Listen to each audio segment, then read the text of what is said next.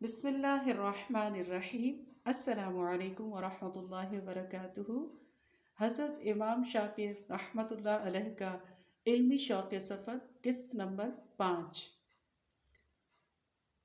رات کو میں اس حال میں سویا کہ میں بھی اس شہر کا ایک دولت مند تھا۔ صبح کو امام مالک کے ساتھ نماز پڑھی اور اپنے معمولات سے فارغ ہو کر مسجد سے نکلا۔ امام صاحب میرے ہاتھ میں ہاتھ ڈالے بڑی بے تکلفی کے ساتھ مجھے اپنے گھر لے جا رہے تھے، اور میں بھی ان کی محبت سے سرشار باتیں کرتا ہوا ساتھ چل رہا تھا۔ گھر کے دروازے پر پہنچے تو کیا دیکھتا ہوں کہ ادھر خراساں کے سجیلے گھوڑے کھڑے ہوئے ہیں اور ادھر مصر کے خوبصورت خچر کھڑے ہیں، اور پھر ہم لوگ اندر چلے گئے۔ اندر پہنچتے ہی میری زبان سے نکلا، حضرت گھوڑوں کی کونچیں کیا بتاؤں کیسی حسین ہیں، میں نے تو ایسے حسین گھوڑے کبھی نہیں دیکھے۔ میری زبان سے ابھی جملہ پورا ہوا ہی تھا کہ امام مالک رحمۃ اللہ نے کہا، یہ سب بھی میں آپ کو ہدیہ کرتا ہوں۔ میں نے کہا، حضرت سب کچھ مجھے دے رہے ہیں، کم از کم ایک گھوڑا تو اپنی سواری کے لیے روک لیجئے۔ یہ سنتے ہی مالک پر رقت طاری ہو گئی اور فرمایا، شافی مجھے اللہ سے شرم آتی ہے کہ میری سواری اپنی ٹاپوں سے اس زمین کو روندے جس کے نیچے اللہ کے رسول صلی اللہ علیہ وسلم فرما رہے ہیں۔ یہ کہتے کہتے آواز گھٹنے لگی اور پھر دیر تک روتے رہے۔ میرا رواں رواں امام مالک کی عقیدت سے سرشار تھا۔ میری نگاہیں ان کے نورانی چہرے پر تھیں جو رسول اللہ صلی اللہ علیہ وسلم کی عظمت کے لیے بے مثال احساس سے جگمگا رہا تھا اور عشق کے آنسوؤں سے برابر دھل رہا تھا، اور میرے کانوں میں برابر یہ آوازیں گونج رہی تھیں، شافی مجھے اللہ سے شرم آتی ہے کہ میری سواری اپنی ٹانپوں سے اس زمین کو روندے جس کے نیچے میرے نبی پاک صلی اللہ علیہ وسلم آرام فرما رہے ہیں۔ اور چوتھی مرتبہ میرے دل نے کہا، واہ سبحان اللہ، ماشاء اللہ، یہ تو بہت ہی عظیم انسان ہیں، ان پر دنیائے فانی کے حملے کبھی کامیاب نہیں ہو سکتے۔ امام صاحب کے یہاں رہتے ہوئے 3 دن ہو چکے تھے، اور اب رہ رہ کر بوڑھی ماں کی یاد اور وطن کی محبت ستا رہی تھی۔ گھر سے نکلے کئی سال ہو چکے تھے، اور یہ آرزو تھی کہ بوڑھی ماں سے زندگی میں ملاقات ہو جائے، اور وہ اپنی کمزور آنکھوں سے یہ دیکھ کر باغ باغ ہو جائیں کہ پاک تمناؤں کا جو پودا انہوں نے لگایا تھا، جس کی شادابی کے لیے انہوں نے راتوں کو اٹھ اٹھ کر تنہائی میں اپنے خدا کے حضور دامن پھیلا پھیلا کر اور آنسو بہا بہا کر دعائیں کی تھی، آج وہی پودا خدا کے بے پایاں فضل اور ان کی مقبول دعاؤں کی برکت سے دین و دنیا کے پھلوں سے لدا ہوا ہے۔ اس شوق نے کچھ ایسا زور کیا کہ اسی وقت میں نے امام مالک سے اجازت چاہی اور کہا، اب میں چاہتا ہوں کہ جلد از جلد اپنی بوڑھی والدہ کی خدمت میں پہنچوں، جو آٹھوں پہر مجھے یاد کرتی رہتی ہوں گی اور میرے تصور میں بے قرار ہوں گی۔ امام مالک رحمۃ اللہ نے نہ صرف یہ کہ اجازت دے دی بلکہ تاکید فرمائی کہ فوراً سفر کی تیاری کی جائے۔ چنانچہ میں نے اسی وقت سفر کے لیے سامان باندھنا شروع کر دیا اور ایک آدمی پہلے سے مکہ کی طرف روانہ کر دیا تاکہ وہ گھر اطلاع پہنچا دے۔ اور اب میں اس شان کے ساتھ ہجوم شوق میں روانہ ہوا کہ میرے آگے پیچھے خراسانی گھوڑے مصری خچر کپڑوں غلوں اور درہم و دینار سے لدے ہوئے تھے۔ سفر تو میں برسوں سے کر رہا تھا، لیکن آج کا سفر انتہائی طویل محسوس ہو رہا تھا۔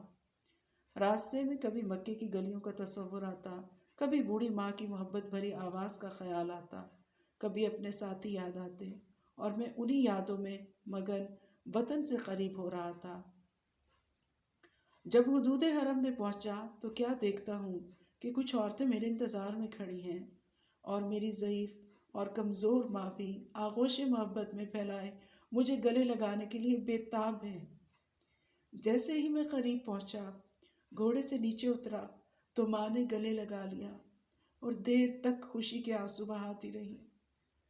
پھر میری بوڑھی خالہ جان آگے بڑھی، انہوں نے بھی مجھے چمٹا لیا اور میری پیشانی چومتے ہوئے بڑے شوق میں ایک شعر گنگنانے لگی: موت کی موجیں تیری ماں کو بہا نہیں لے گئی، آج ہر دل مامتا میں تیرے لیے ماں بنا ہوا ہے۔ مکہ کی سرزمین پر یہ پہلے محبت بھرے بول تھے جو میں نے سنے، اور خوشی میں میرے دل کی عجیب کیفیت تھی۔ اب مکے کے بہت سے مرد، عورتیں، بچے یہاں جمع ہو گئے تھے۔ میں دیر تک وہاں کھڑا کبھی اپنے لائے ہوئے قیمتی سامان کو دیکھتا اور کبھی اپنی ماں کو دیکھتا، مگر میں نے دیکھا کہ میری ماں کچھ غمزدہ سی ہے۔ سب خوش ہیں، مگر میری ماں کے چہرے پر نام کو بھی مسکراہٹ نہیں۔ جب کافی دیر ہو گئی تو میں آگے بڑھنے لگا اور ماں سے بھی عرض کیا کہ اماں چلیے۔ بوڑھی اماں نے ایک ٹھنڈی سانس لی اور بولی: بیٹے کہاں چلیں؟ میں نے کہا: اماں گھر۔ بولی: بیٹے یاد ہے جب میں نے تمہیں رخصت کیا تھا، جب میں تمہیں رخصت کر رہی تھی تو میرے پاس 2 پرانی چادروں کے سوا کچھ نہیں تھا، اور میں نے تیرے شوق کو دیکھ کر وہی تیرے حوالے کی، اور اس طرح تجھے گھر سے روانہ کیا کہ تو ایک تھا، اور اس آرزو کے ساتھ روانہ کیا کہ تو حدیث رسول مقبول صلی اللہ علیہ وسلم کی دولت سے مالا مال ہو کر لوٹے۔ بیٹے میں نے تجھے یہ دنیا لانے کے لیے کب بھیجا تھا؟ بیٹے یہ تو غرور کی پونجی ہے، کیا تو یہ سب اس لیے لایا ہے کہ اپنے چچا کے بیٹوں پر اپنی بڑائی جتائے اور انہیں حقیر سمجھے؟ میں بالکل خاموش کھڑا ماں کو دیکھ رہا تھا اور سوچ رہا تھا، اللہ اکبر، اللہ اکبر۔ دولت دنیا سے یہ بے نیازی، علم دین کی یہ عظمت، اللہ پر یہ بھروسہ، میرا دل عقیدت سے جھک گیا اور میری آنکھیں گرم آنسوؤں سے بھیگ گئیں، اور مجھے یقین ہو گیا کہ مجھے یہ جو کچھ بھی ملا ہے ماں کی مقبول دعاؤں اور پاک آرزوؤں کی بدولت ملا ہے۔ میں نے محسوس کیا کہ برسوں پڑھنے اور سیکھنے کے باوجود بھی آج ریت کے اس ٹیلے کے نیچے بوڑھی اماں نے مجھے جو کچھ سکھایا وہ میں اب تک جذب نہیں کر سکا تھا، اور میں نے شوق و محبت میں اپنی ماں کے ہاتھ چوم لیے۔ میں نے نہایت عاجزی سے کہا: اماں فرمائیے اب میں کیا کروں؟ بولی: بیٹا کرنا کیا ہے؟ اعلان عام کر دو کہ بھوکے آئیں اور غلہ لے جائیں، پیادے آئیں سواریاں لے جائیں، ننگے آئیں اور کپڑے پہن کر چلے جائیں، نادار آئیں دولت لے جائیں۔ میں نے اعلان کر دیا اور ذرا سی دیر میں وہ ساری دولت مکے کے غریبوں اور ناداروں میں تقسیم ہو گئی۔ اب میرے پاس ایک خچر اور 50 دینار کے سوا کچھ نہیں بچا تھا۔ ہم لوگ مکہ میں داخل ہوئے۔ اتفاق سے راستے میں میرا کوڑا گر گیا۔ ایک باندی پیٹھ پر مشک لادے جا رہی تھی، اس نے لپک کر کوڑا اٹھایا اور نہایت ادب سے میرے حوالے کیا۔ میں نے اس باندی کو انعام دینے کے لیے 5 دینار نکالے تو ماں نے دیکھ کر کہا: بس بیٹے یہی 5 دینار ہیں تیرے پاس؟ میں: نہیں اماں، ابھی 10 اور بھی ہیں۔ اماں: تو بیٹے وہ کس لیے رکھے ہیں؟ میں: اماں رکھ لیے ہیں، وقت بے وقت کام دیں گے، اور غلہ بھی تو نہیں بچا ہے نا، شاید آج ہی ضرورت پڑ جائے۔ اماں: ارے بیٹا تعجب ہے، 10 دینار پر تو اتنا بھروسہ، اور سب کچھ دینے والے پر ذرا بھروسہ نہیں۔ نکال دو سارے دینار اور اس باندی کے حوالے کر دو۔ میں نے سارے دینار فوراً اس باندی کے حوالے کر دیے، اور اب میرا ہاتھ بالکل خالی تھا، لیکن میرا دل ایسا غنی تھا کہ اس سے پہلے کبھی ایسا غنی نہیں ہوا تھا۔ میری ماں نے اللہ کا شکر ادا کیا اور بڑے پیار سے فرمایا: بیٹے اب تو اس حال میں اپنے جھونپڑے میں داخل ہوگا جس حال میں وہاں سے نکلا تھا، مگر آج میرے جھونپڑے میں وہ روشنی ہوگی جو اس سے پہلے کبھی نہیں ہوئی تھی۔ بیٹے اللہ نے تیری پیشانی میں علم کا نور رکھا ہے، میں نہیں چاہتی کہ یہ نور دنیا کی فانی رحمت دنیا کی فانی راحتوں سے میلا ہو اور اس میں کمی آئے۔ بیٹا تجھے یاد ہے میں نے رخصت کرتے وقت تجھے دعا دی تھی کہ اللہ تجھے علم کے آسمان پر سورج بنا کر چمکائے۔ بیٹا میں یہ نہیں چاہتی کہ دنیاوی مال اور دولت کی بدلیوں میں اس سورج کی روشنی پھیکی پڑے۔ دنیا میں بھی اللہ تیرے علم کی اس روشنی میں امت کو سیدھی راہ دکھائے اور آخرت میں بھی یہ روشنی مومنوں کے کام آئے، آمین۔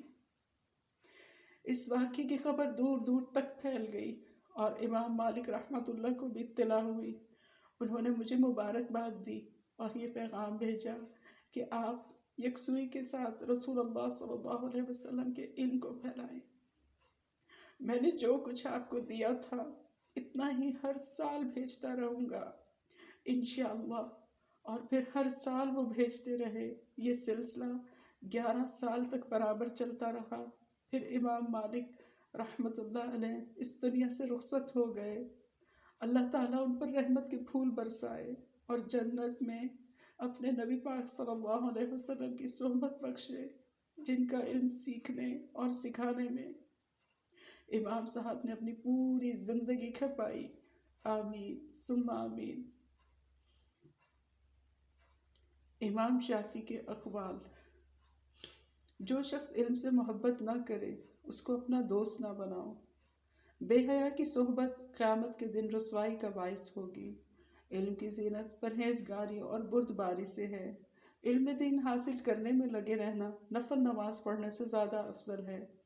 ادائے فرائض کے بعد حصول علم میں مشغول رہنا قرب الہی حاصل کرنے کا سب سے افضل ذریعہ ہے۔ علم میں ریاکاری اور نمود و نمائش سے سنگ دلی اور کینہ پروری پیدا ہوتی ہے۔ عالم کے لیے یہ سب سے بڑا عیب ہے کہ وہ اس چیز سے دلچسپی لے جس سے اللہ نے منع کیا ہے، اور اس چیز سے بیزاری دکھائے جس کا اللہ نے حکم دیا ہے۔ بے دینی سے وہی بچ سکتا ہے جو اپنے دین کی حفاظت کرے۔ جس پر دنیا کی محبت غالب ہے وہ دنیا والوں کا غلام ہے۔